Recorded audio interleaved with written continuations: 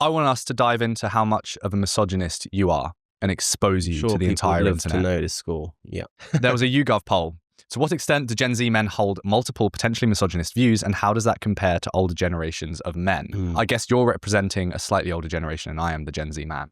So let's go through these questions and see how we score. These are all potential misogyny markers. So number 1, you believe women's gains over the last 25 years have been bad for men? Some of them have, some of them have not. I mean, there isn't much room for detail in that. Certain things where, like, 90% of scholarships, gender scholarships in America, go to women, despite women being ahead of men in every single area, every single racial group. They're ahead in education, and yet they still get 10 times more gender-based scholarships. So I would say that is probably bad for men and should be scrapped or reversed. But go on, yeah, fine, yeah, just to get us somewhere, yes, all right, fine. But 1 out of 1. I would vote yes as well. And the thing is, okay, some of these things as well, it's supply and demand. So of course, women's gains have been bad for men when there's a limited supply of something. That doesn't necessarily mean it's their fault and that it should have been stopped. But objectively, it has been bad for men. It's just not very specific, is it? I mean, yes. Next, believe women currently have things better than men in British society. I would say generally, yes. In general, yes. And let's not get deluded by the apex men who are, the CEOs, the politicians, the Prime Minister, who have it great. But generally speaking, I would say on average, the average man is probably doing worse than the average woman. But again, there's more detail to be said. But yeah, sure, why not? Yes. Well, let's break this up a little bit. What's the detail needed? I think education and health are probably the 2 biggest axes on which to measure someone's well-being. Like how healthy you are, how long you're going to live, how well educated you are. So obviously those 2 things lead to even more positive outcomes, especially education. And men are behind in all of them. Like every level, in every stage, in every area of both health and education in this country, men and boys are behind. So on that basis, I would say, yeah, I think we are, in general, worse off than women in this country, at least. Talk to me a little bit about the suicide rate difference between men and women. Oh, it's extraordinary. We just had the worst year this century. So for all of the good talk we've had around male suicide, and I acknowledge there has been some effort made to encourage men to talk and or cry, we've just had the worst rates yet in the last 25 years. So really bad. It's about 75 to 80% of suicides are men. I think it's about 11 or 12 suicides a day. Biggest risk to my life and your life, probably for the rest of your life. I mean, up until you're 50, but by the time you're that age, you'll probably be going up, because that's going up too. It was under 45 and now it's under 50. Yeah, quite literally the biggest risk to my life and your life. So yeah, it's bad. Well, Dr. Warren Farrell speaks about this in The Boy Crisis, how more men died by suicide in the last year in the UK than died in all foreign wars from the UK since 1945. It's probably about 4,000 suicides for men in the UK. So yeah, it's significant. It's really, really bad. And like I said, for all of the work that's gone into it, it's not hasn't brought it down. It's going up. So time for a new approach, which obviously I talk a lot about, a new view of male suicide, but we can save that. Let's not save it. We can skirt around these questions. And well, I'm a 2 out of 2 for the misogyny scale, so I'm a little bit concerned. Speak to me more about that new approach. Things are going wrong, clearly. They're not working. What needs to be done differently? Well, first and foremost, let's talk to suicidal men and bereaved families about their experience of suicide, which somehow seems to have not been happening enough, at least. And when you actually do talk to men who are suicidal, they don't consider the problem they have to be a mental health problem at all. They have a variety of issues. And I mean, I know Susie Bennett, who I can't seem to go a podcast without mentioning, sat in this seat I'm in, and she talks, and she's a male suicide researcher, a doctor of male suicide. She talks about male suicide being a symphony of sorrow. So it's not one particular thing, it's like an orchestra of things. It's many different things all happening at the same time. It's not one instrument, it's all of them at the same time. So what those instruments are very much down to who we are talking about. And I will never know why a man took his own life or attempted unless I actually sit down with him. So anyone that attempts to give a single answer to any man, let alone all of them, i.e. toxic masculinity, is lying. So I don't know why a man would end his life, but I do know the associated causes are joblessness, debt, experiences of abuse, family breakdown especially. I think men going through divorces are 8 times more likely to end their life than women going through divorce. Child custody battles is a big one. Physical health, childhood adverse experiences. A boy who experiences sexual abuse in childhood is 10 times more likely to attempt suicide when he's an adult. All these different things intersecting, and many more I haven't mentioned, but it's certainly a complicated issue. And we need, in my opinion, to stop seeing it as a mental health problem and start seeing it as a structural issue with various different environmental, behavioural, familial, external stresses placed onto men. And they see suicide as a solution in its own right, sadly. And that those men, if you actually speak to them, they don't consider themselves as having a mental health problem. So any sort of mental health intervention is only going to have a short-term solution, i.e. encouraging men to talk is helpful because it helps them deal with that problem and share it with the world, but it doesn't necessarily fix the problem, doesn't fix the debt they're in, doesn't fix them losing children, doesn't fix physical disability. Those things come from sort of structural change. I've had a lot of time to think about this since our last pod and speaking to Susie. And what really terrifies me is this disconnect between our natural biology and cultural evolution. So we're always fighting between the two, the difference between biological evolution and cultural. And sometimes, well, currently it's cultural evolution. It gets ahead of the biological, and you have to kind of bring it back in. You have to stop just making all of these decisions culturally based on what you want in the moment, and remember that ultimately we're humans. We're at the mercy of our biology, and all of these different interventions don't take that into account, either by completely ignoring the reality of being a man or being a woman, or they try to take it into account by pathologizing it completely and putting it completely down to biology rather than just the classic Susie adverse reaction or normal reaction to an adverse set of circumstances. So I don't know where we go from here, but I certainly think the incentive structures need to be fundamentally changed. And you see organizations like Movember, who are meant to help men, constantly misplacing their aid. Yes, I mean, that is another stick we can hit them with, I suppose. But I mean, I talk about them a lot. They are very comfortable talking about the physical elements of men's health. We know, obviously, done a lot of really important work, and I'm happy to say they have, in prostate cancer and men's health more generally. Particularly, they've been doing some research recently that finds, I think, 15 men die young every hour in the UK. So depending on how long this podcast goes, that's about 20 men dead. That most of those deaths are avoidable with proper healthcare. However, they have a limited view of men's health that I reject fundamentally, that only looks at the internal parts of men's health rather than the external things. And I suppose the elephant in the room that I'm constantly asking them to talk about, male victims of domestic violence, intimate partner violence, and how that has a detrimental impact on a man's health, unquestionably. We don't have a huge amount of evidence, research at all on the area, which is, if anything, more of a reason to do the research, for them to do the research. But if we look at violence against women, it's a huge meta-analysis by Nature that found that a woman's experience of intimate partner violence has a greater negative impact on her health than smoking or poor diet or illicit drug use. So potentially, experiences of intimate partner violence can be a more important factor than smoking.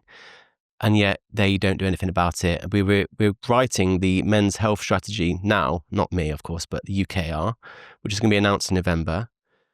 And I am almost 100% certain there's going to be no mention of intimate partner violence, no mention of sexual abuse, no mention of any of the things I talk about, whereas it really should be. Like, I think anything I speak about on my page, be that sexual assault in prison, be that children being taken away from fathers in family courts, be that sexual assault or domestic violence, those are men's health issues. They're just the unpopular ones. So I'm very much in favour of an expanded, holistic view of men's health. That's exactly the same as women's health, because we do consider violence against women to be a women's health issue, and it is. And yet we don't consider violence against men to be a men's health issue when it really, really ought to be. Let's keep on testing your misogyny here. Believe the purpose of feminism is to put men down. I mean, yeah, everyone, if I'm honest, every single answer has been yes and no.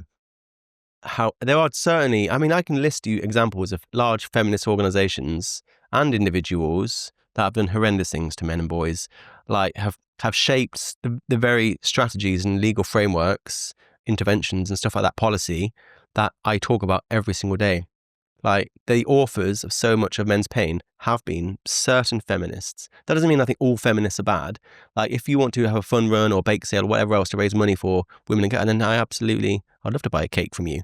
However, it's the organised feminist groups that are campaigning against fathers' rights, for example, in America, and campaigning against men being recognised as equally important victims of domestic violence. They are the problem.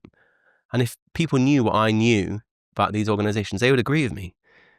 But seeing as you're looking for a yes or no answer, I mean, I dread to say yes, because that's just 3 out of 3 for the misogyny scale. But what is it again? Read it one more time. Believe the purpose of feminism is to put men down. I'm going to say no, because I don't think that is. I mean, what is the... No. No. I can't say yes. No. But only because I think it's lost its way from the original purposes. Okay.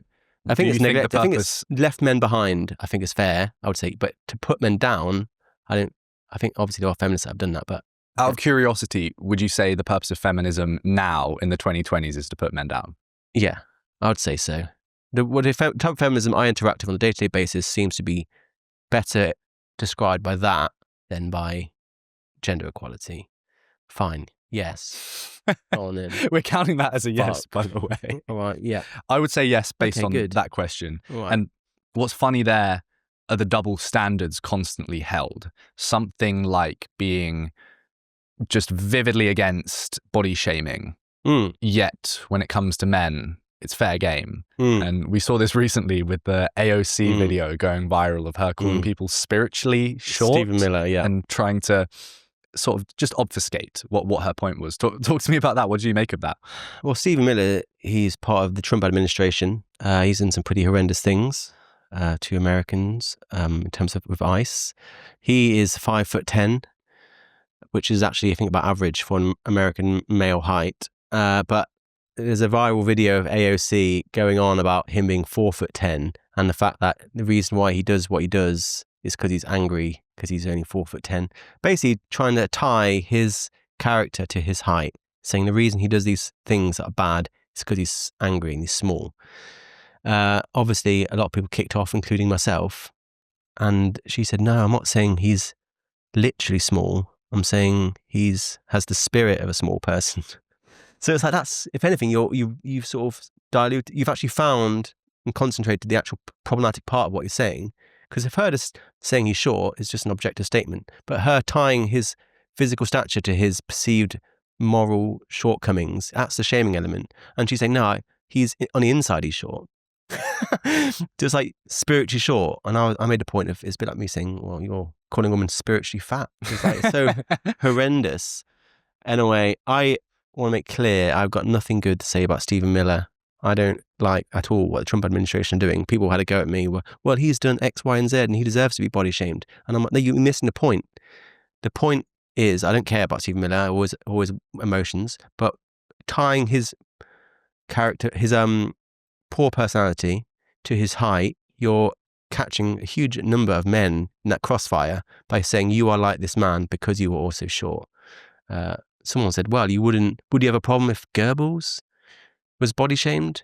And I was like, only if someone said he's done the bad things he's done because he was short or whatever else, because you're tarnishing many men who are horrified by both Goebbels and Stephen Miller, and you're comparing the two because of their height, which obviously has no bearing on their personality and something that they can't change. So yes, it seems like body shaming for women, at least by AOC, is abhorrent, but body shaming men is, part of a noble cause of political advocacy. It's so funny how she just doubled down on it by doing that. Yeah. And she didn't even realize. No. Spiritually short, whilst keeping in the whole point of short being a negative trait. Yeah, that's it. It's crazy. Just associating being short with being a bad person. That's the shaming element. Like, pointing out someone's height is neither here nor there. I don't really care. But saying you are bad because you are short, that's body shaming. And it doesn't matter who you are. Like, you're making that association harms all short men. Although he's not even short. He's average height. But whatever. Next. Believe the large majority of heterosexual women only want to date the most physically attractive 20% of men. Go on then, fine. Yeah. I don't think women, I mean, this is hypergamy. Everyone talks about, oh, women don't date up. It's not all about physical appearance. But I do think women date up in terms of status. I think what motivates men's dating is physical. I think it's probably more true for men that they date the top 20% physically most attractive. Whereas women, I think they are more interested in, education, economics, status, that sort of thing.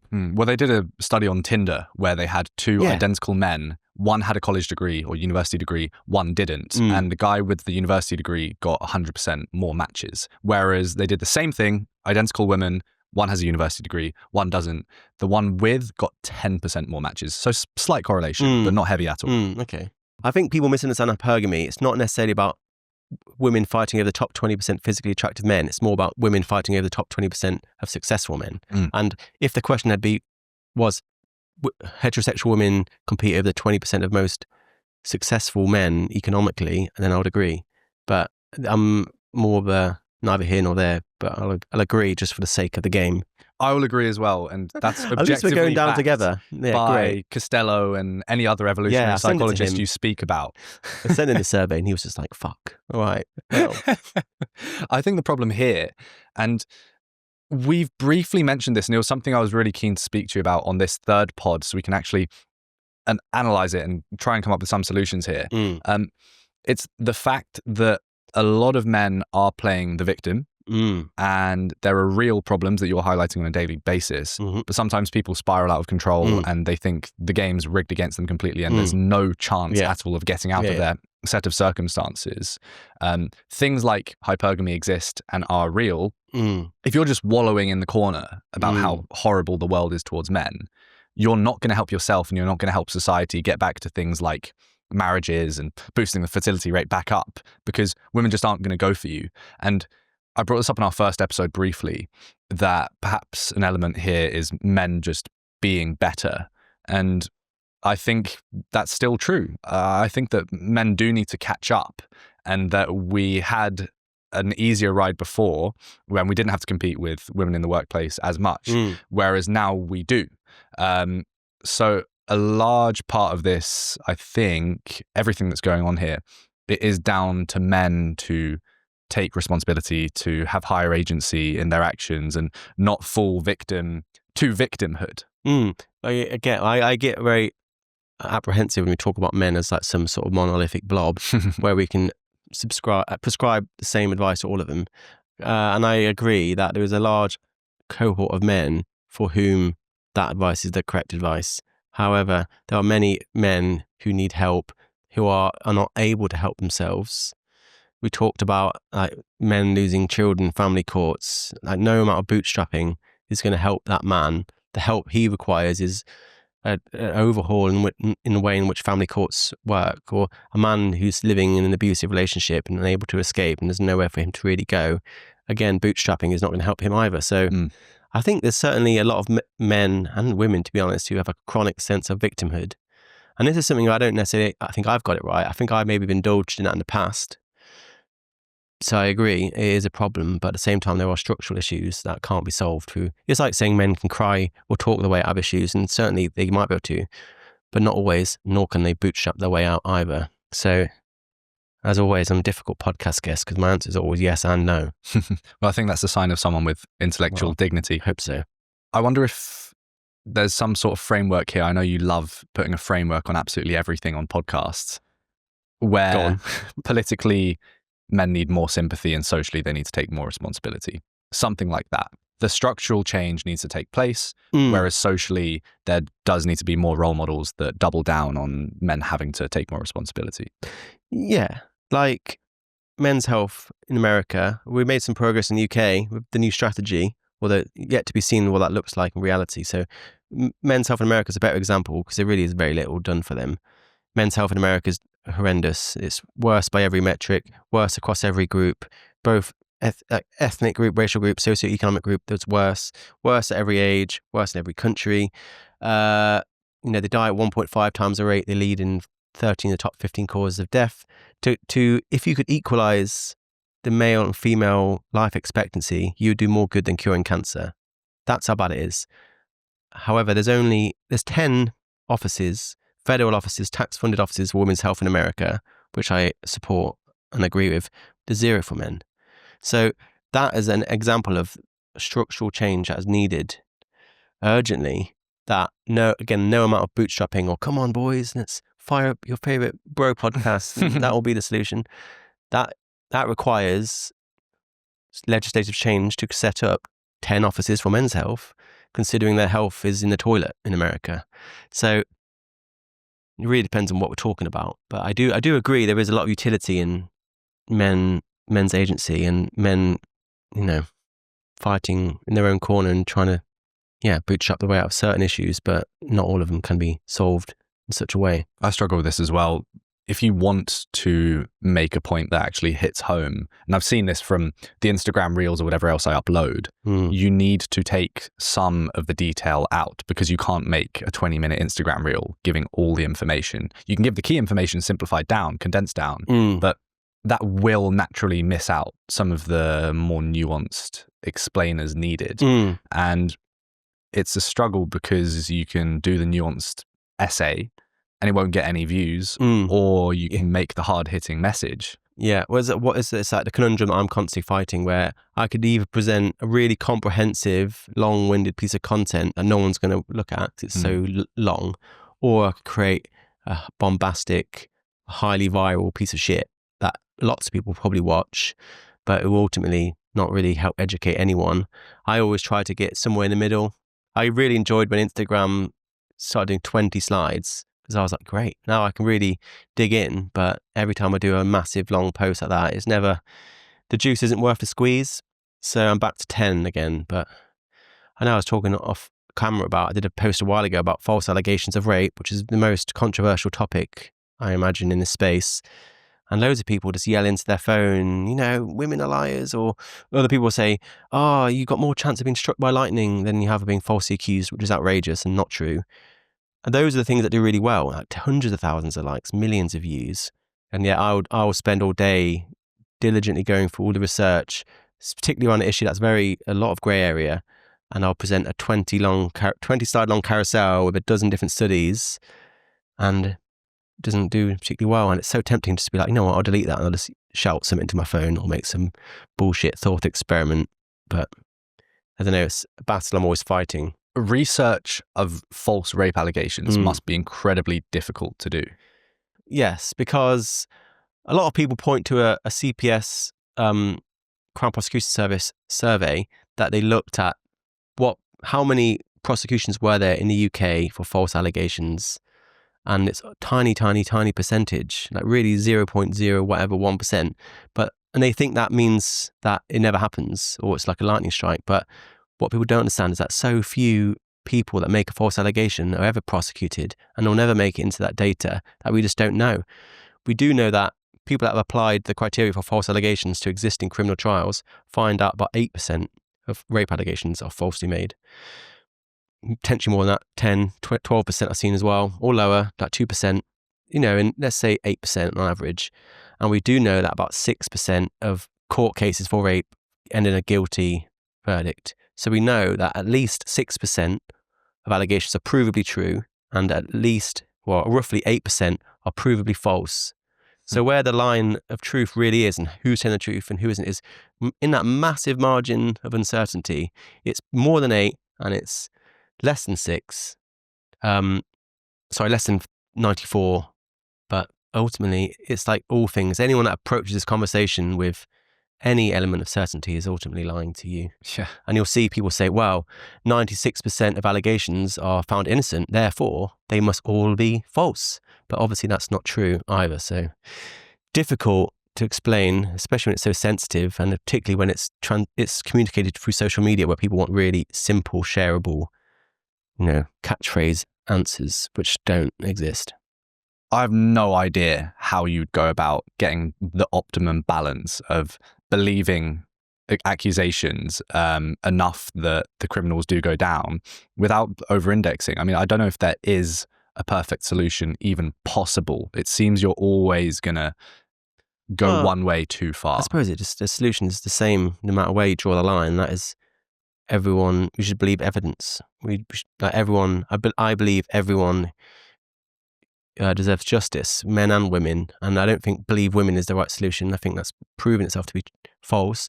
One of the founders of the Me Too movement who popularised that phrase, or at least credited it, has come out and said that's absolute nonsense. She's a black woman, and she's like, any black woman knows that the idea of believing women is a racist idea as well, because it's led to the deaths of so many black men in America, because typically white women accuse them of certain things that they've never done.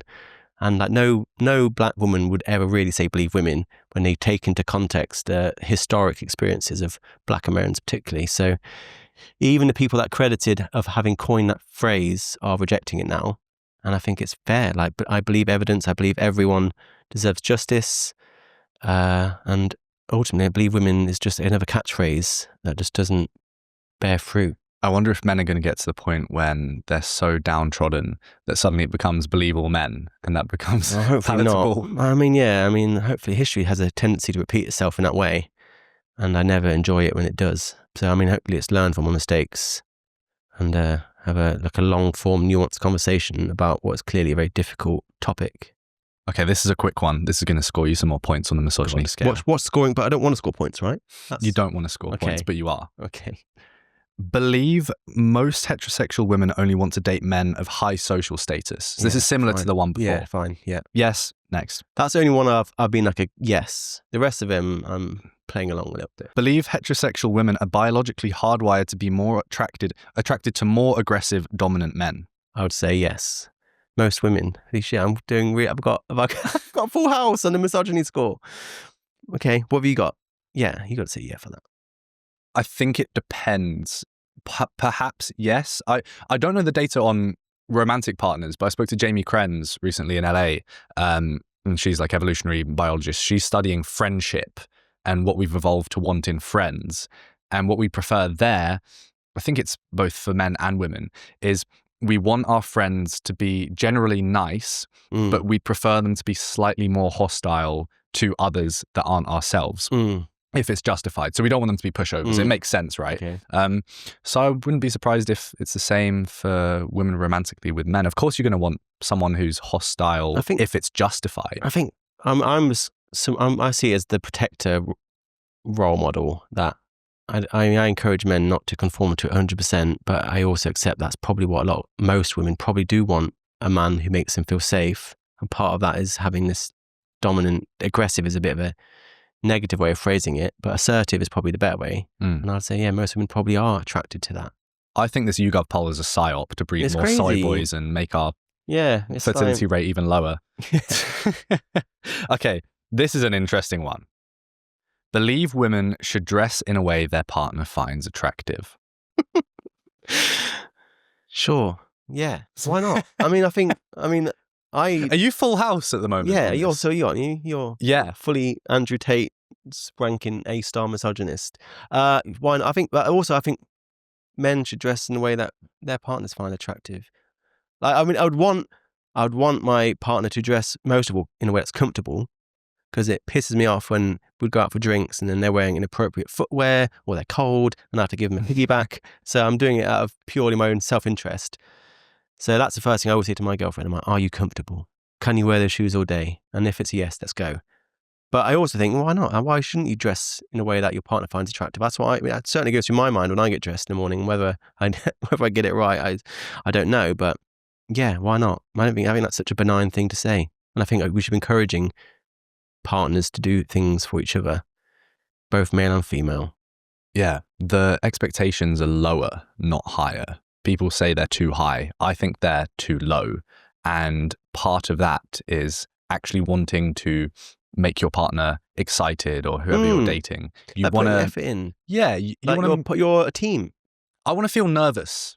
Yeah, with the girl I'm with. I want to make sure that I'm always kind of not always on edge, but I feel a pressure to deliver because that will keep me on track. I think if you're in a relationship, I think a good amount of what you do in your day and what motivates your decision is what is best for your partner. So that's exercise, that's what you're eating, it's your behavior, it's your actions, and it's how you dress. And I think encouraging everyone to do more for their partner, even if that's things like superficial things like the way you dress, is, I think, an important thing as well. So yeah.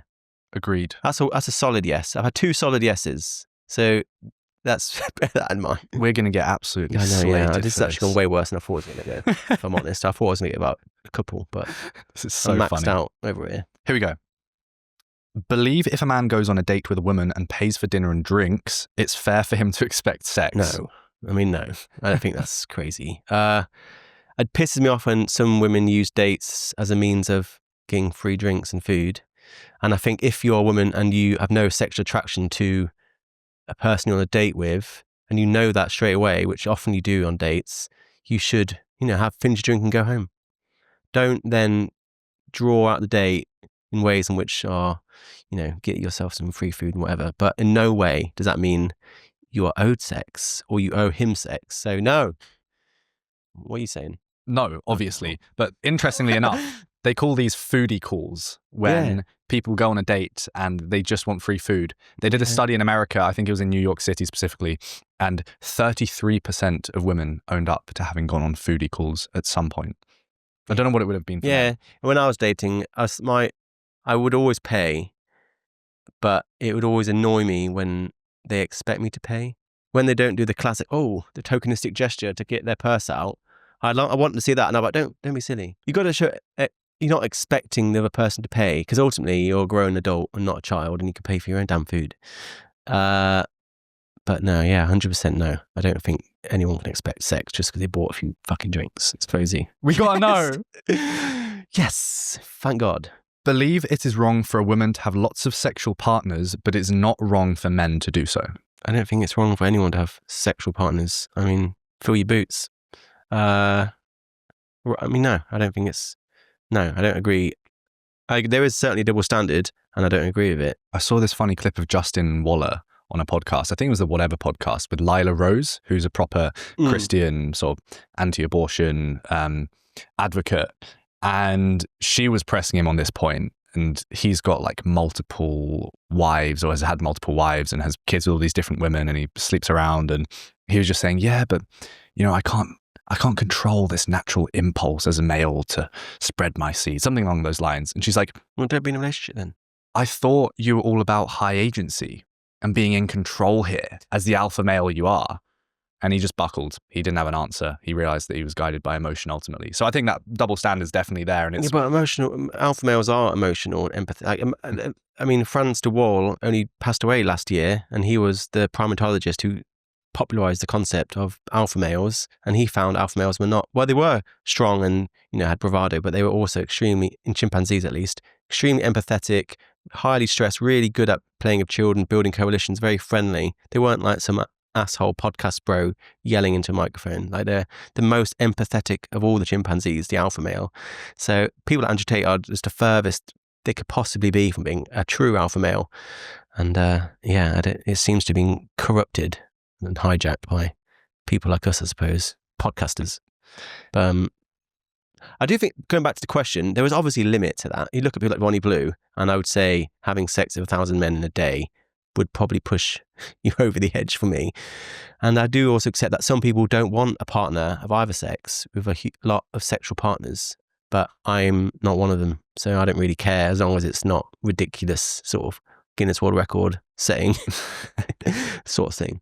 I think it has to be Guinness World Record or nothing, no in between. Yeah. Well, I mean, I think Bonnie Blue gets a hard rap. I don't really care either way about her, but I mean, I wouldn't consider her great girlfriend material for me. Why do you think she gets a hard rap? Because everyone thinks she's some sort of traumatized victim who's had some horrific experience, unable to make up her own mind, but ultimately she's just doing what she wants, and we might find that morally abhorrent, but ultimately that's her choice, and she's made it of her own free will. She doesn't seem to have any sort of history of trauma, so she's an adult, so do what you want. As long as what you're doing is, you're sleeping with men of age, and you're doing it in a way that's safe, then what am I to tell a woman what she can and can't do with her body? But then obviously I don't think we would make a good match, actually. But I mean, to answer your question, I don't think a woman's value is based on her sexual experiences. Yeah, I've seen Bonnie Blue described as the reducto ad absurdum of the sexual revolution. I think that's spot on. I mean, I've seen her described as many different things. You see it all the time. People try and condemn her, but they can't quite do it because ultimately they hold the values that lead to a Bonnie Blue. And I find that I struggle. I've made a couple of videos slating some of the other sides of her where she's perhaps exploiting lonely young men that have just turned 18, they're barely legals. But aside from that, she's kind of just the product of our modern culture. And to go back to the question on my behalf, obvious thing here is that objectively it's less special.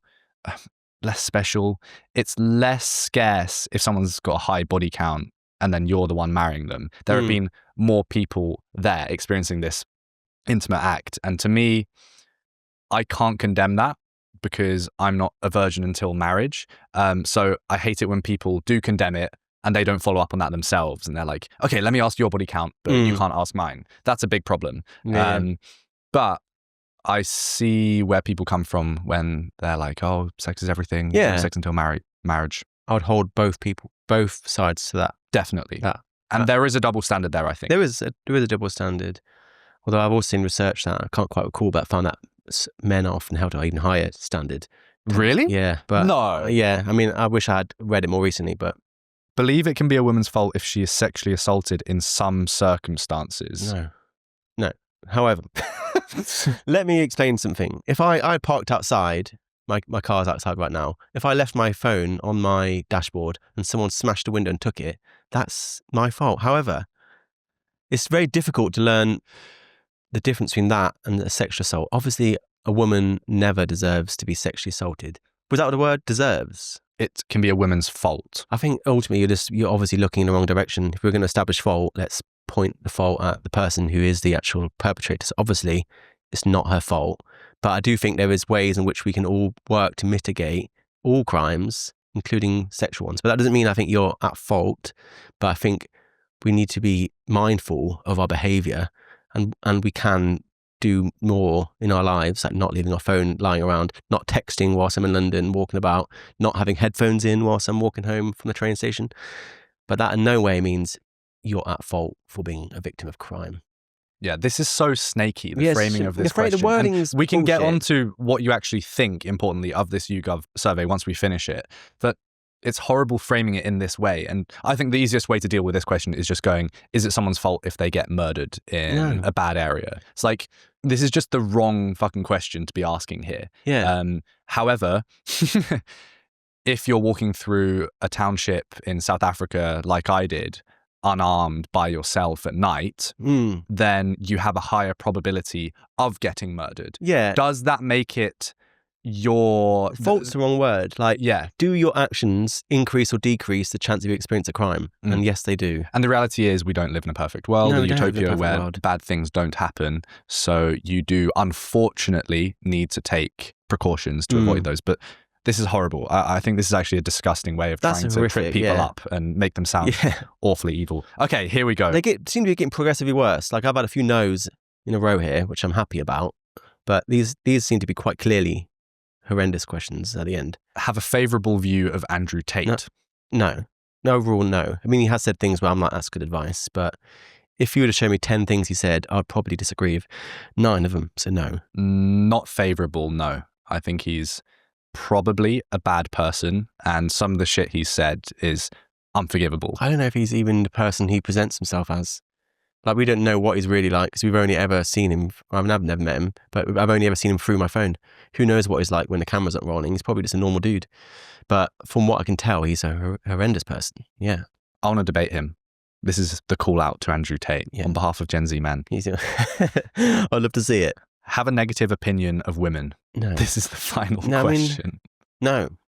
But there are things there are certain behaviours that I find more prominent in women that I don't like gossip. But that doesn't mean I hate women. There's certainly women I've met I've not been a big fan of, but as a group, no. I think if you answer yes to that, that's then kind of the whole thing. Yeah. That's the only real question. You have a negative view, I mean, to put it lightly. But yeah, misogyny is just a dislike of women. So that's the only question you really need. The rest of them are just sort of a semantic. How many did you get? I think I had 4 no's, 4 anti-misogynist. Well, how many questions are there? 10. 12. Fuck. So I think I had 8. Most men scored low, right? Most men answered in the way we'd want them to answer. Yeah. So all the answers were like misogyny in young men is right. But you're forgetting that most men are not misogynists, even by that own data. So the real headline should be most men are not misogynists in any capacity, right? What do you think to this? It's from YouGov. Disappointing, but also unsurprising. It's just the way the answers are asked are very broad and open to interpretation and therefore useless in a survey, particularly around something like misogyny.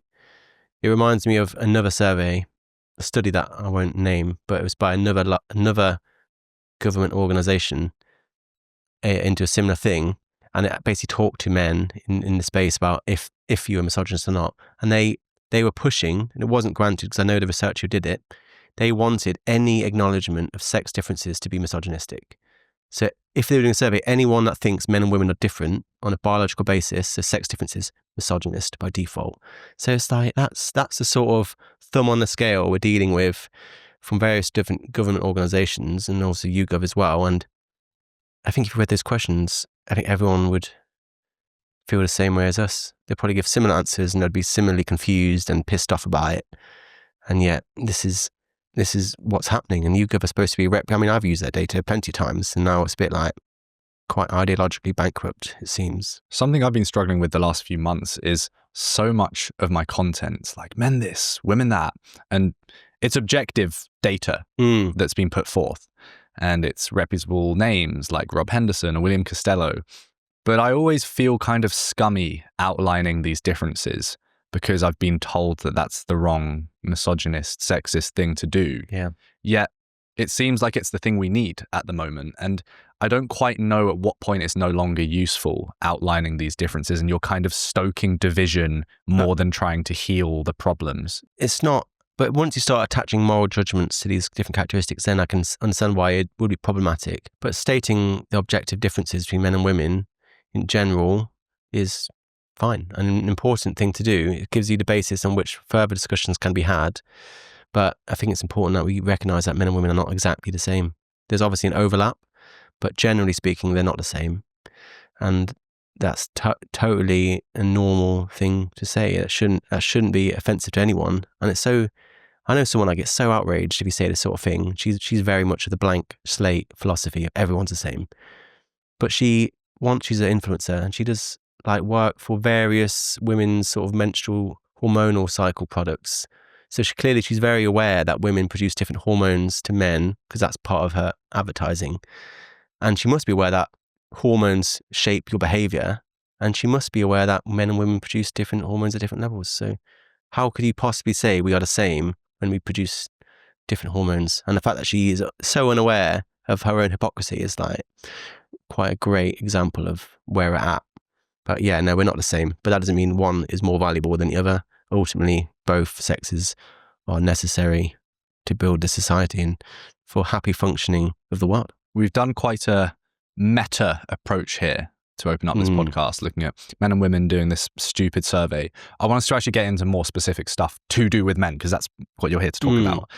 We've been back and forth on WhatsApp a little bit about male circumcision. Oh, God. Yeah. And I want us to open up this can of worms. Talk to me about that. What's your stance on male circumcision? I think my stance is that human rights are sacrosanct and they supersede any sort of religious faith or cultural belief or parental wants for child. Like every child's body the decision to alter or not alter a child's body should be left open to that child, and they can make that decision for themselves when they become an adult. It's not that complicated. People then, well, circumcision has medical benefits. It doesn't. It's harmless, and it's not harmless. It's horrific. It's just a snip. It's not just a snip. It removes like most of the nerve endings of a baby's penis. It's the most horrendous. And anyone that thinks it's just a snip, I would invite you to go and watch a video of it. It's just the most brutal thing you could possibly see. And a child's going through that at the earliest possible time, first few days of life, strapped down into a circumstraint, without anesthesia. This being like, imagine having a part of your body sliced off now. That would be so excruciating painful. No anesthesia, and you're a fully grown 20-year-old man, and that'd be painful. So imagine doing that to a baby. That's happening to about 60% of boys in America, and all over the world at even higher percentages, depending on the country. Thankfully, in Europe, it's not so bad. But I don't understand, particularly on the rights, I don't understand how so many people talking about trans-affirming surgery on children, and I agree that's an important topic to discuss and the dangers of it.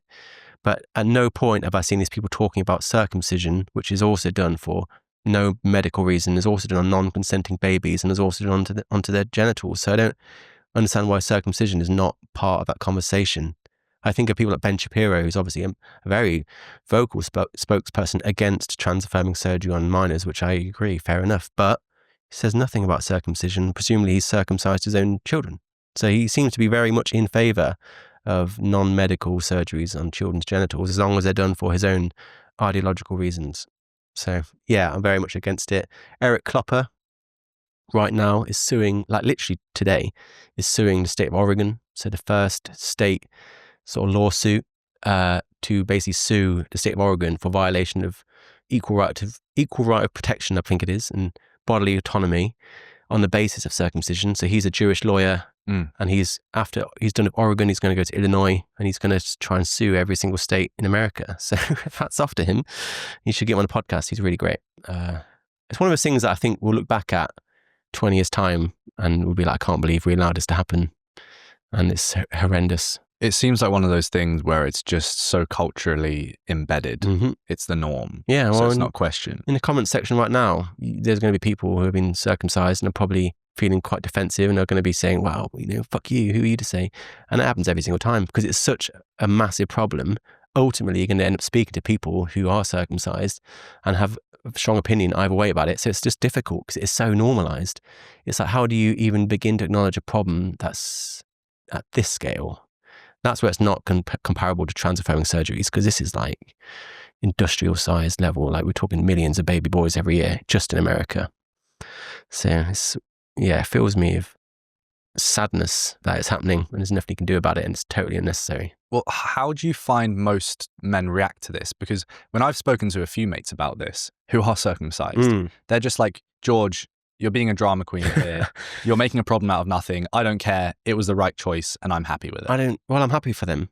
I genuinely, when people say that to me, I'm happy for them. But the decision to do that should be made by that person, not by your parents, not by some sort of religious figure, not by some politician or whoever else. Like, I believe in human bodily autonomy.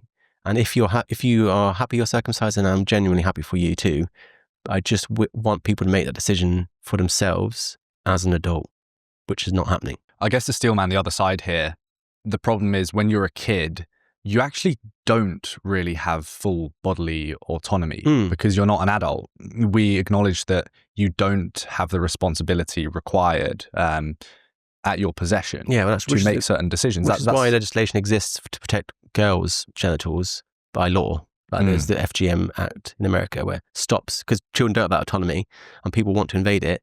So they're given that autonomy by law, but not boys. But I guess for boys, if it did make them healthier, and it'd be interesting hearing about why it doesn't, then it is the responsibility of their parents to make that call, because obviously once you get older, it's going to be harder to have a circumcision. It's going to be much more painful potentially. It's going to be more difficult to do. From what I've seen and from what I understand, it's a riskier procedure once you're in adulthood and can make the decisions for yourself. So your parents have to come in and do it for you when you're born or whatever. I think there's two assumptions there. You made that both wrong, if I'm honest. First of all, the medical benefits, as far as I can tell, do not exist. Or at least they do not exist to the scale where it's worth cutting off part of your body for. Like maybe there are some benefits to hygiene, maybe, but that isn't alternative to just teaching boys about hygiene or how to use a bar of soap properly. And the second is that I think it's surely more dangerous to operate on a baby than it is to operate on a 18-year-old man. Like, I mean, the reason why they don't give babies anaesthetic during circumcision is because it's so dangerous to give babies anaesthetics. So it's better just to expose them to excruciating pain. But ultimately, it's choice. Like, I don't know how anyone could be against someone having autonomy over their body. And I don't care what religion you're part of. None of that is more important than human rights. That's my religion. And it supersedes everything. I don't know where I fall on this. you are making a lot of sense at the moment, but then at the same time, it's like our parents make loads of decisions for us when we're not old enough to make them. But irreversible ones. Potentially. I mean, I'd argue that a lot of the decisions parents make for you are irreversible just by nature of growing up and being raised by parents. But you make a lot of sense on this issue. And again, I think maybe part of it is my brain just can't quite wrap itself around this because it's so normalized. Whereas if you play this out in terms of women and having their genitals mutilated for some reason or altered, you'd be like, what the fuck? Yeah. So perhaps that's part of it for me, not quite getting it. Yeah, well, people are still dealing with, they're not really woken up to what it actually is. And they'll go through any number of excuses about it has benefits or it's not that bad, blah, blah, blah, blah, blah. And none of them are true, or at least they're certainly not true to the extent where you can violate someone's bodily integrity. And we just don't do that for other parts of the human body. Like the cure for athlete's foot isn't cutting your feet off. If I get dirt under my nails, I don't rip my fingernails out. If I have glaucoma, I don't pull my eyes out. I mean, a lot of children don't like brushing their teeth. The solution to that is teach them to brush their teeth. Don't rip their teeth out their head. And like the solution to hygiene and boys not washing their dicks properly is hygiene. Like teaching boys what bath soap is and how to use it. That's what a healthy adult does. You don't start cutting parts of their body off so needlessly. So as always, your solution is education, particularly education on those who don't understand what circumcision truly is. And what it is essentially child abuse, but sanctioned at government level. This episode's going to have a lot of happy comments underneath it, isn't it? You can get there's some of the religious and tribal forms of circumcision that are even worse than that. Like, it's horrific, really bad. So if you really want to go down there, we could talk about those things. But yeah, I know, I agree. It's a really ugly topic of conversation. I've heard that there are some forms of circumcision that uses someone's mouth. Yep. Well, I'm obviously going to pronounce it wrong. I think it's metzitzer paper, which translates as oral suction. And it's part of like certain Orthodox Jewish communities practice it. And as the name describes, the boy is circumcised. And then the mohel places the baby's penis inside of his mouth. What the fuck? Yep. To provide oral suction, supposedly to stop the blood from clotting. And this happens to 4,000 baby boys in New York every single year. Like, that is one of the issues that no one is fucking talking about. 4,000 baby boys every year just in New York are being sexually abused, physically abused and sexually abused at the earliest possible age by religious figures. And like, there was no defending that. It's horrendous. And there's loads of those all over the world. Like non-medical professionals performing, like in South Africa it happens, in the Philippines it happens all over the Middle East, and like boys die in America. Like I think 100 baby boys die every year in America from circumcisions, from like blood infections and blood clots and that sort of thing. So it's 2 a week. And those are totally avoidable by just not doing it. How do anti-trans activists scapegoat men? I'm no fan of TERFs, mainly because I don't think it's a massive problem. But also, I recognise... What isn't a massive problem? Well, if I'm going to have a discussion about any political topic, I start by drawing a circle around that topic, and the size of that circle is proportionate to how big of a problem I think it is in terms of real life. Not TikTok, but in real life. And the circle, in my opinion, around the trans issue is fucking small. Like, very rarely do I meet a trans person, even rarer still in the toilet. And maybe I'm mischaracterizing the argument. People talk about it as a lightning rod discussion for other things. But the reason that I personally get annoyed by the conversation is partly because how much we talk about it, and we shouldn't. But also the rhetoric and the mathematical sleight of hands that people use that are the same fear-mongering that feminists use typically against men. It's the same talking points, it's the same bullshit lies, it's the same fear-mongering, but now it's being extended to trans women as well as men. So that's my issue. And like you'll see J.K. Rowling saying the same stupid shit about men are accountable for 97% of rapes, and that's why we should, ban trans women from women's toilets. And it's just like, that's not true.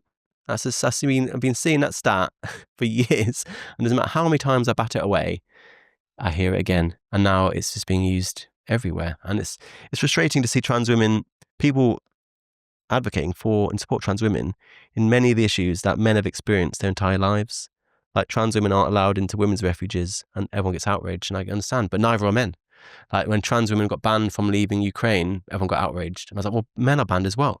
So they're, in many ways, they're living parallel lives, but they're not treated in the same way, or that people don't respond in the same way. So ultimately, every time someone asks me about this in a podcast, I'm like rolling my eyes, because ultimately I don't care. I think we should all care a little bit less and talk about things like the 4,000 boys having parts of their body cut off and then sexually assaulted every single year in New York with the Mets bit per whatever it was. That's a more important issue, as is circumcision. I guess the whole point with the anti-trans activists is that they're saying people are having their genitals mutilated, and to a much higher amount than that worldwide. And I don't have the figures to hand. I know that, and I agree with you, that it's exaggerated a lot of the time. You see someone like Matt Walsh, I think he went on Rogan, and he was asked about how many people have their genitals cut off, and he's like, millions. And then Jamie pulls up the stats, and it's hundreds of percent, hundreds of times lower. I still think he speaks a lot about, Matt Walsh does speak a lot about circumcision, so I will stand up for him on this one rare occasion where I don't appreciate what he says a lot of the time, but I do respect the fact that he holds them both morally equivalent and therefore morally outrageous. So he is, I don't know, he's at least aware of the similarities. But yeah, I think we vastly overestimate how many children are affected by it. I don't have the numbers either, but I know millions of boys are circumcised in America every year, and it's not millions of children being subjected to transaffirming surgery. I suppose the question is, what are you drawing the circle around? Is it quantity, or is it the amount of suffering? Because I can imagine most of those men don't care now that they look back on it, even if perhaps with your worldview they had their rights alienated.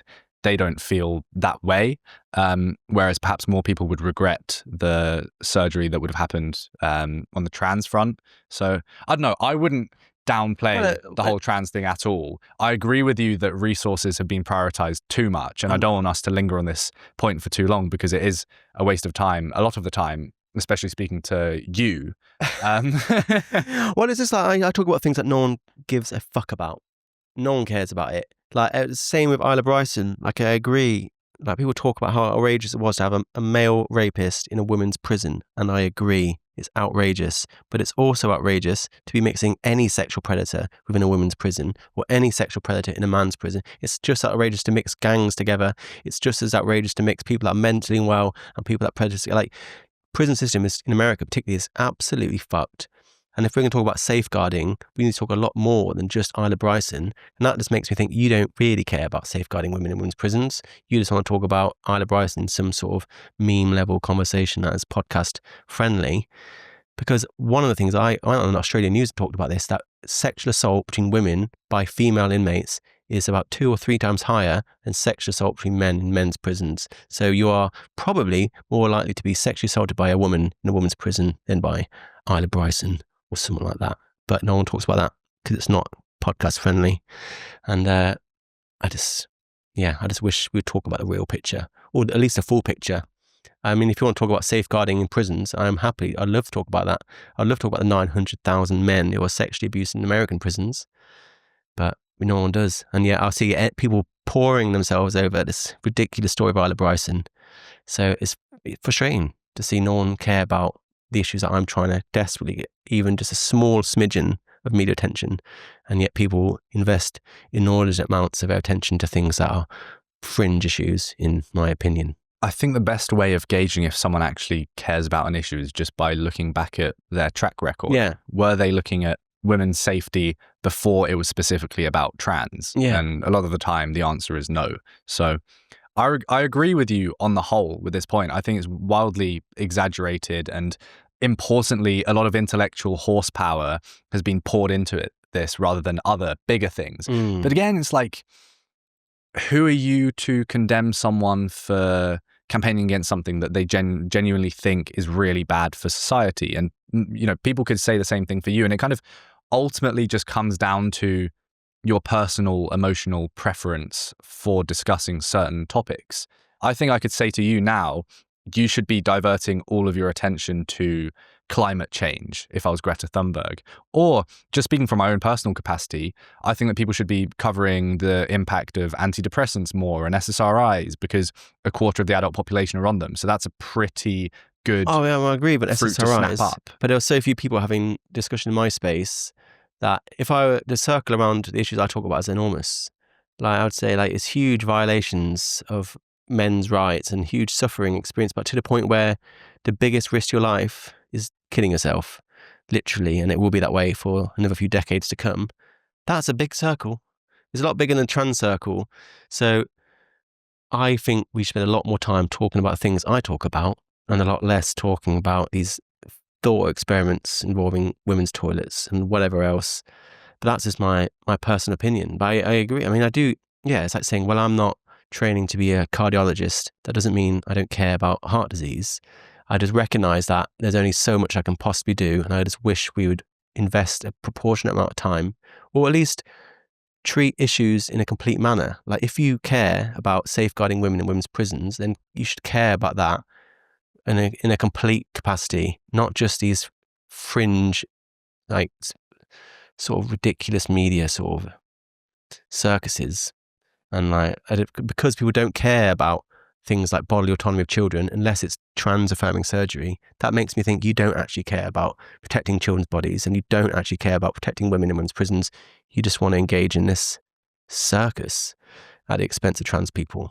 It's been fun seeing conservative ladies pop up and campaign for women's safety, but it's all framed under the guise of limiting immigration. And yeah, I actually agree with a lot of the premises they hold and put forth, but it's just fun seeing that they before were explicitly speaking about immigration and they're conservatives, but then they frame it around this other issue that's more digestible. Yeah. Well, immigration is difficult, isn't it? I mean, people have been weaponizing the same thing, women's safety, as a way of just being racist towards immigration. And I have a lot of concerns about immigration too.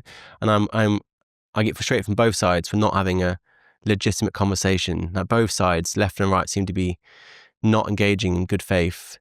But yeah, I've noticed that suddenly there's a lot more advocates for women's safety than there was 5 years ago. And I suspect it might not be about women's safety. But then I see that by feminists as well. They're constantly using women's trauma as a shield so they can bring in like legislation that is like actively harmful and doesn't even protect women. And then if you criticize feminism, well, you don't care about women's safety. And it's like, oh, of course I do. But I have a problem with some of the concepts you're proposing. So women's safety is being weaponized by many different people as a way of pushing quite corrupt political ideas.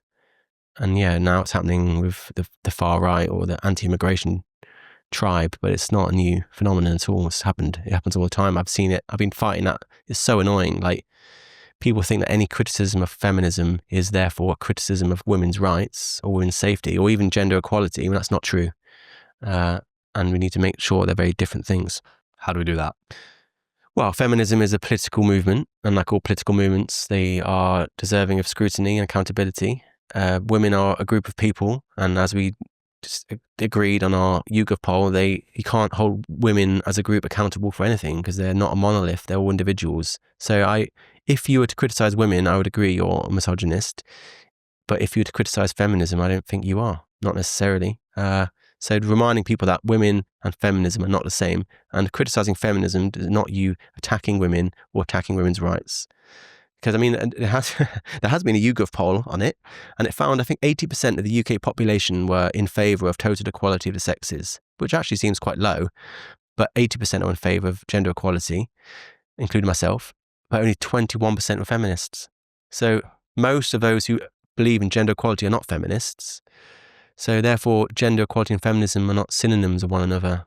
Feminism is a specific approach to gender equality using specific things largely around patriarchy theory that I don't agree with, and I think are deeply deserving of scrutiny. So I make no apologies for such scrutiny, but I don't think it's right to say I'm attacking women, because I am very much in favour of women and I'm very much in favour of women's rights, but only through a specific set of ideas and actions. I think a really easy way of illustrating the problem here is with the verbiage used. The fact that it's called feminism. Oh yeah, so clever. Yeah. So smart. And it's like if you set up the Tin Men and you brought forward this new cause called masculinism. And you were pitching very sensible ideas to help reduce the suicide rate for men and stop it from being the biggest risk towards you and I. And then eventually, a few decades down the line, it mutates into this hatred for women saying they should get back into the kitchen. That's the exact same thing, I think. It's very and clever. the problem is then, as soon as it gets condemned, you go, what?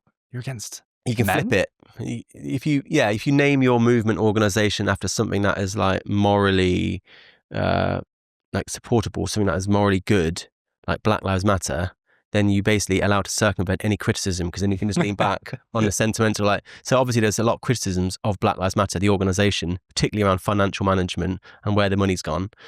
But then if you ever to raise that, well, you don't believe in Black Lives Matter. It's like, no, I believe Black Lives Matter, but I want to talk specifically about the organization. But because the organization has the same name, it's like you can flip between the two. It's genius. It's like really clever, creative strategy. It's a bit like violence against women. Violence against women is the name of a certain type of policy that are really can be really dangerous and unhelpful and exclude male victims. But violence against women also describes what it says. I am not pro violence against women, but I have been very critical of the concepts, the political concepts of violence against women. But if you ever criticize the policy, they'll flip to the sentiment of violence against women. Oh, are you pro violence against women? So yeah, it's clever. Same with like net zero and stuff like that. Like net zero describes a certain number of policies that are deserving of scrutiny, and then you criticize them. Wow, do you want climate change? So smart. I am impressed. But it's not something I've brought into my repertoire because, I don't know, I think it's unhelpful long term. This is so interesting. I didn't plan on us speaking about this, but I think it's really important. Like, I wonder if there should be some sort of study done each year for your organization. And if you're not upholding the values it's named after, you have to change the name. Or that there just should be a ban on something like Black Lives Matter and these moral judgments used as brands, because it's kind of just protecting you from any scrutiny ever. Yeah, and I think I see it with a lot of women will use their gender as a shield to protect themselves from scrutiny as well. Sometimes I get into plenty of arguments online, and a lot of women accuse you of being a misogynist just because they're a woman and you disagree with them. But just because I disagree with a woman doesn't make me a misogynist. If anything, I'm treating you as an autonomous adult and my equal.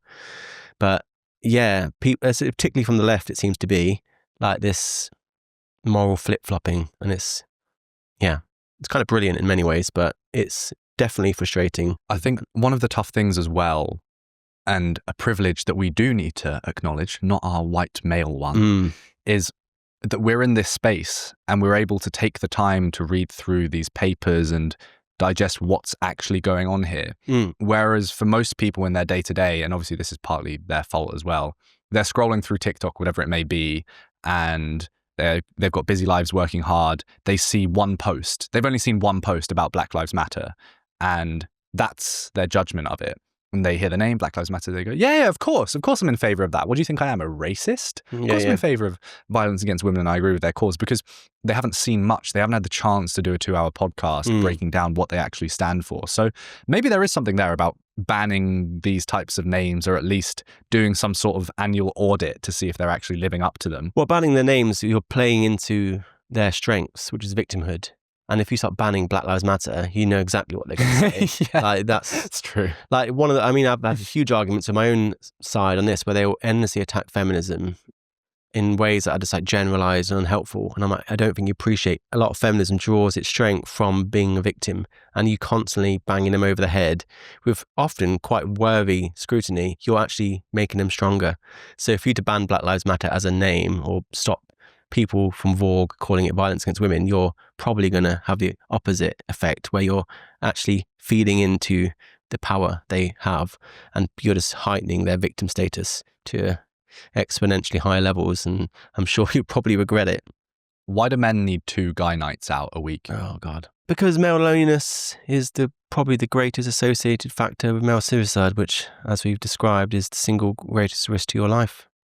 So surveys done on establishing what male suicide is, like a black box. I mean, we can speculate over what it is, but we don't know a huge amount. We haven't really got an agenda on what needs to be done, what questions need to be asked and answered by researchers. Susie Bennett, Dr. Susie Bennett, who I've already mentioned once, and I'm mentioning again, she's put together an agenda on male suicide research to work out like what are the priority questions, like where do we even begin? What's the roadmap to saving these men's lives look like? And she put together like hundreds of lived experience experts, so suicidal men, bereaved families, and then about a dozen like world-leading clinical experts from a dozen countries or so. And they all voted on the list of questions, like which one are the most important. Number one was male loneliness and isolation, which was endorsed as essential or very important by 98% of the people she surveyed. So mostly everyone said this is where you need to start. So loneliness is arguably the most important associated factor to male suicide. Male suicide is the biggest risk to your life and my life. The guy night thing is important because guys spending time together is a great antidote to loneliness. Doesn't necessarily mean at the pub. It could be playing computer games. It could be hanging out at each other's houses, a movie night, whatever else. The reason why I find it very interesting is because that's quite a benign, inoffensive thing to say. However, when that reached social media, I saw a few posts that were like, guys need 2 nights a week with their mates for their health and mental health. And I knew exactly what they're talking about, but immediately scrolled down to the comments, which are always way more illuminating than often the research is. And as you'd expect, it was a bunch of angry Instagram nitwits complaining about guys, these guys are all single, these guys are shitty husbands, women need 7 nights a week, and why do we care about guys, incel this, and whatever that misogynist, of course, is thrown in there. So it wasn't necessarily the findings that I found interesting because they were kind of common sense, but it was the response that people had, which is almost overwhelmingly hostile. That was way more interesting, although also not surprising either. So that highlights why I always talk about a 2-tier set of issues for men. The first is loneliness and its association of suicide. But then the second problem is how many people will stand in your way in your attempt to have well-meaning discussion about that.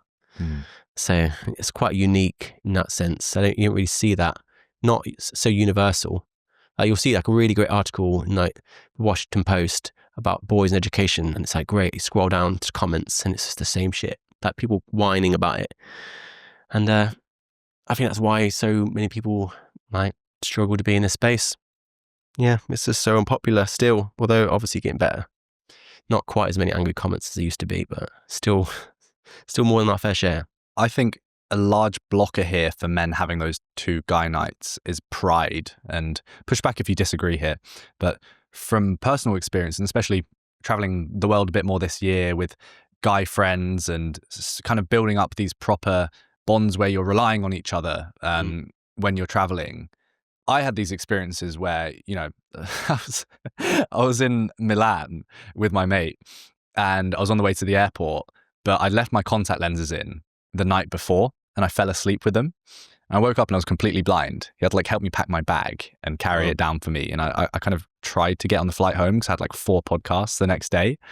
And I got out the Uber to the airport, literally couldn't see anything, and had to get some lady to help guide me to the hospital because I was going blind.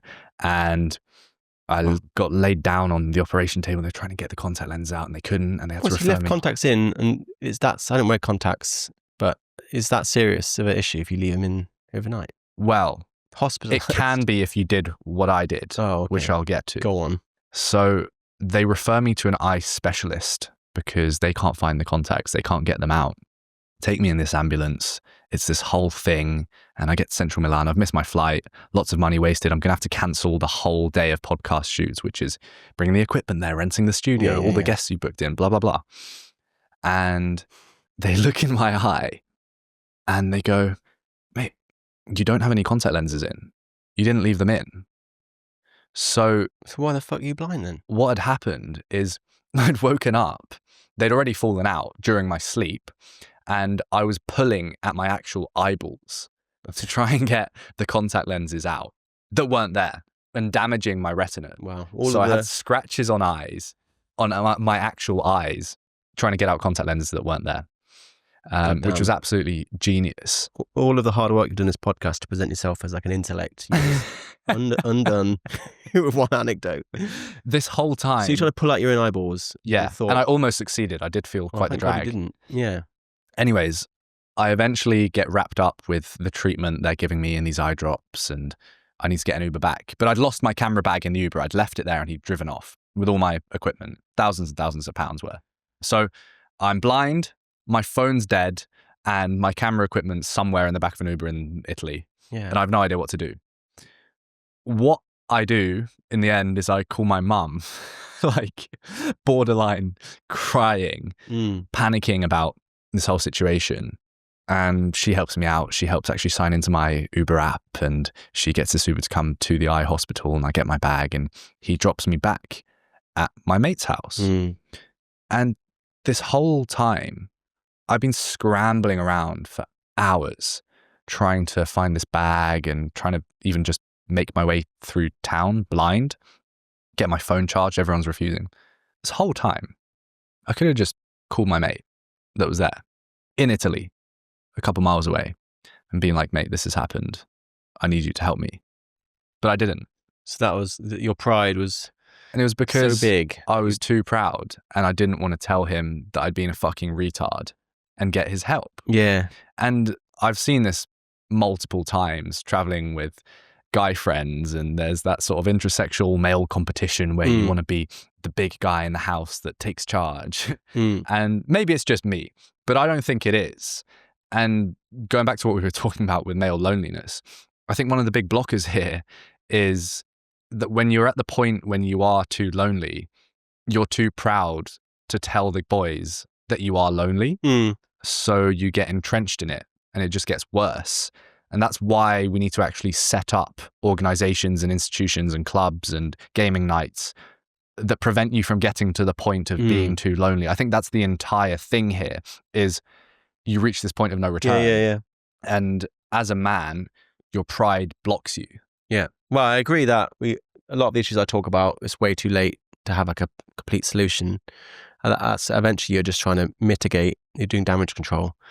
Like people will say, well, look at the prison system and then, well, what would you do for these men in prison? And I'll go, well, go back about 20 years and then save them from whatever experiences they've probably been through, often traumatic ones, so they don't get put on this road. But once they're in the cell and they've committed this crime, I mean, what do I do about that? Same for male loneliness, that there's a lot of people that are not too far gone, but the solutions aren't going to be working for them for the reason you gave.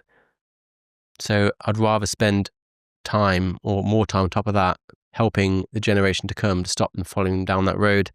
I know, and I mean, we're in London right now. I think London's lost about a third of its youth clubs in the past 10 years. That's pretty horrific for boys and men, but also because they often turn to violent crime as a response, it harms everyone. So more things to do, I think, would be a really great investment of time, and more male spaces. I think a lot of people have a specific problem with men having access to men's spaces, so men's groups or whatever else. And that's nothing wrong with that.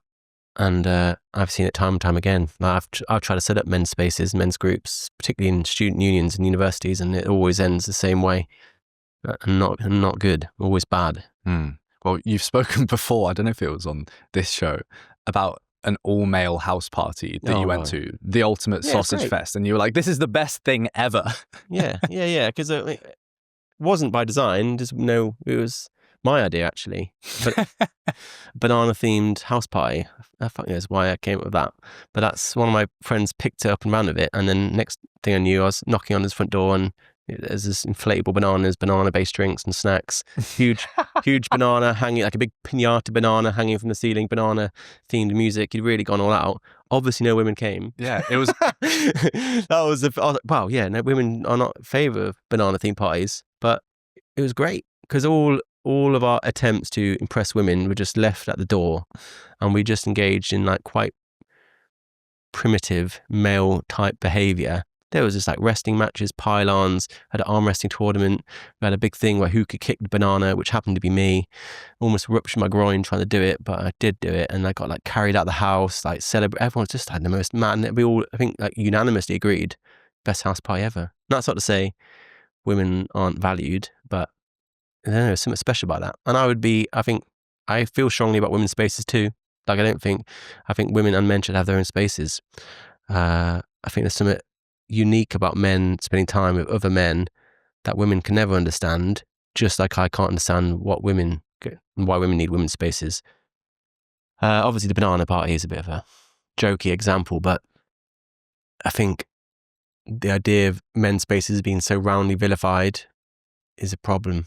And like, it's quite a sad problem because you're depriving men of the antidote to pain and to an issue which is, like I said, the biggest risk to your life. Like, if suicide is the biggest risk to your life, which it is, and if loneliness the biggest associated cause of that, then stopping men from spending time with other men or ridiculing them for it is you are depriving them from the antidote from quite literally the biggest risk to their life. So yeah, it's a serious problem, and I think we're growing up, to be honest. I think people are becoming more understanding of men's spaces, men's groups, but still quite a lot of hostility towards it. Literally just bananas at that party, Oh, it was great. between Highly everyone's recommend. legs. I should franchise it out.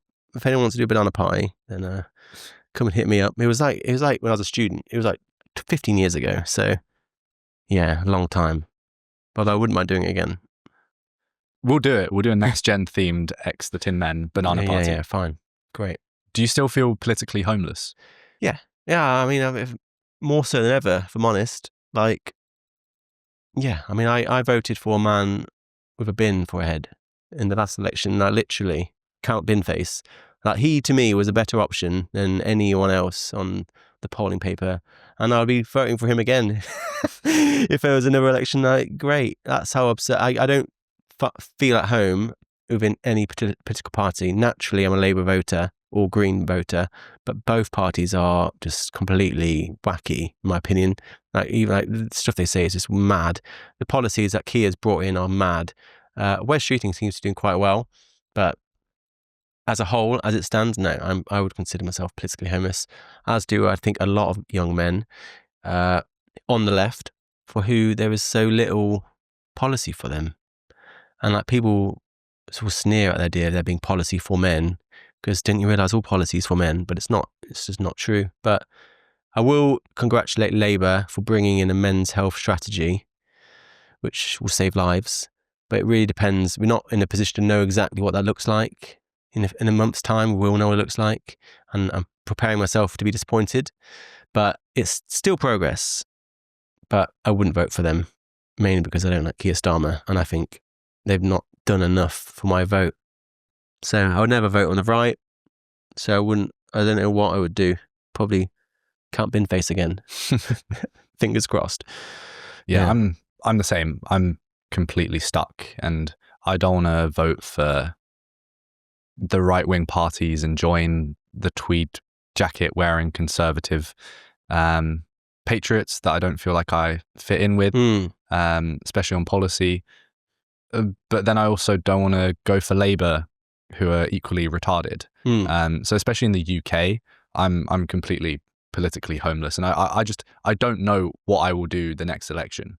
Well, I will probably, if I can vote after going away to Dubai and putting my tax residency there, certainly bin face is on the cards. Yeah, bin face. Let's do it. I mean, I had this exact conversation with my local MP, and when she was knocking on doors, like, my girlfriend answered the door, and she was, "Oh, it's Vicky Foxcroft." And I went running downstairs to talk to her, and I was like, "I want to speak to you, Vicky." And she asked me, like, "Who are you going to vote for?" And I said, "No one." And she was like, "Why is that?" And I said, "Well, no one's got any policy for me." And she was like, "What sort of policy do you want?" And I was like, "Well, men's health, knife crime. I want all these different issues. I want boys' education looked at, and I want a minister for men, like a minister, like for women, minister for women, a minister for men, to look at all of these issues." And she said, "No one's going to give you that." And I was like, "That's exactly why I'm not going to vote for anyone." I was like, exactly the point. Like, the things I want, you're not going to give me. So that's why I'm not going to vote. And I could see it. Like, as soon as I started bringing up these different issues, particularly on Minister for Men, she was like backing up and wanted nothing to do with me. So yeah, I consider myself as politically homeless still. And I would encourage other people who feel like me to come join me in this nomadic camp and remind the politicians that there is a price for not writing policy to protect men. Like, there's a price for allowing boys to fall behind for 35 years in education. There's a price for allowing male suicide to be the biggest risk to my life. And that price is you're not going to get my vote. And I wish people would be more clear about that. I'm not going to vote for you because ABC. So yeah, I won't be voting as it stands. But, got a few years yet, so it might change. You're going to hate me for this because I know you don't like speaking about why you actually got into making the Tin Men and the more personal side of things. But it would be amiss for me not to ask a couple of personal questions in our 3 podcasts, probably 6 hours of footage. You're like the Bonnie Blue of the male rights advocacy world. You're perhaps not pleasuring 1,000 men in one go, but you're certainly helping them. You've become world class at what you do. And like with Bonnie Blue, a lot of people would assume that there's some trauma there that pushed you to be world class at it. So how did you get into the Tin Men? No, well, I mean, and doing what you do and caring so much about it? I guess I'm like Bonnie Blue in the sense that there was no traumatic backstory. I'm not going to ask you to get the violin out for me. I don't like, for a long time, I didn't appear on any podcasts or have my face on my page at all. I just presented facts about men who aren't as privileged as me and for whom no one speaks about. But that doesn't mean I'm harboring some sort of horrendous childhood experience, or I've not been in an abusive relationship. I've not attempted suicide. I'm simply using my privilege, as I've been told, to speak about lesser fortunate people who happen to be men and boys. So I wish, it would be quite nice to have an origin story. My origin story is essentially that becoming increasingly frustrated at the dishonesty of my fellow lefties and progressives, as I just simply talk to them, and I would talk to them and I would go away and I would look at what they said. I would check the facts and I was like, what you're saying is wrong or not complete. And there's a cohort of people you've forgotten, which is men, boys, and they deserve to be part of equality. That's the other half of equality. So it was both their being wrong and their inability to reconcile what I would then come back to them with, that I set up the Tin Men. And like, people would literally tell me, go set up your own place. This isn't for you. This isn't a space for you. Go set your own conversation up. So I just did as they told me. And now the Tin Men is going strong. And I really enjoy it. But I try, I don't like banding my face around in my name. I don't like to be personally associated with it because I hate it when I go on someone's page. It's just photos of them. Fuck you. Because I'm like, yours is a bit like that, I suppose. But I'm not a narcissist. So, and I also don't consider myself as being disadvantaged like the men I talk about. Like, I've lived a really happy, not perfect life. And I've had some experiences of some of the things I've spoken about, but I consider myself to be extremely privileged and advantaged. And I'm trying to send the lift down and talk about these things. But I think I do have a lot of the personality types that make me suitable for this. Quite hardworking, quite driven. I'm not demotivated by people that come after me and attack me. I mean, if anything, I'm motivated by that. The more someone tells me not to do something, I'm quite stubborn. So now I'm going to do it twice as much. I've got thick skin. I'm interested in research. I come from quite an academic household. I've got a broad creative skill set, and I've got some spare time. So yeah, I found myself quite suited. And I found a space in needing of someone I thought like me, who was able to present these interesting pieces of information in the right way to get people to finally understand what's happening. Because ultimately that's what I saw. I just saw all these cards dealt in front of me. I saw boys behind at every stage of education. I saw men's health worse in every metric. I saw men dying at work. I saw men killing themselves. I saw men leading in almost all violent crimes. I saw men dying on the streets. I saw all of them and I was like, these are horrific issues that I knew nothing about. No one's doing anything about them. The evidence for each one is enormous. It felt like a winning hand. So I just felt it just requires someone like me to play the hand, and then I'll unlock some sort of sea change of social awareness, which obviously hasn't happened. And that's like I think that's the thing though. That's the thing that I learned. Like, it's not the issues. It's the fact that we are so intent on ignoring them. That is the creative conundrum that I'm constantly trying to solve. Like, how is it acceptable for 39% of domestic abuse victims in England and Wales to never get spoken about, to get very little help, and to be classified as women? That's another thing about everyone's talking about being misgendered. I'm like, the 1.4 million men who are abused in this country every single year are all categorized as victims of violence against women. They're all seen as women. So forget about whatever neo-pronoun person over here saying. There's millions of abused men that are being called women and are being excluded from care. So that was just one card. And every time I put the cards down, I must admit I'm disappointed it doesn't blow up in a way I thought it would, or that it deserves, more importantly. But because of my worldview, I don't often get demoralized by that. I just get intrigued, and I'll try and find a new way of putting the cards down, only to often fail a second time. But yeah, that's my origin story. But there's no hidden trauma I'm hiding from camera, thankfully. 3 episodes. Let's go. Close us out. What have I missed? I think we should be looking at the men's health strategy, which is going to be announced. I'm not even sure if it's a sensitive information. It's going to be announced on International Men's Day, which is the 19th of November. So in about a month's time. And if male experiences of violence, particularly domestic violence, are not included as a worthy and important part of the men's health strategy, then you'll be hearing about it from me. And I'm going to be getting a big letter passed around, signed by as many men's organisations as possible, to demand that West Streeting, the Minister of Health, makes male experiences of domestic violence a central, really, really important part of that strategy. Because like I said, it has a massive impact on a man's health. It's a massive cause of male suicide. Think about 10% of men who are abused will consider suicide. I told you the number is 1.4 million in the UK. 10%, about 140,000 men each year, are at risk of suicide as a result of abuse, and they're not being helped. And they probably won't be included in the men's health strategy. So if there's one single issue, I think it should be that, because it's relevant and it's happening. And we are in a position to help influence the future of society in a way that protects these many millions of men that are just locked out in the cold. And everyone can find your work at TheTinMen. At TheTinMen. I mean, the website's coming along quite well. It's not finished yet, but it probably will be finished, which is thetinmen.blog.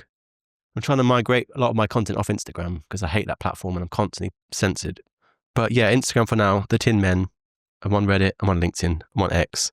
And yeah, website should be live by the time this comes out. And head on over to Substack, where George is going to answer your questions. Yeah, okay, I'll do that as well. Thanks.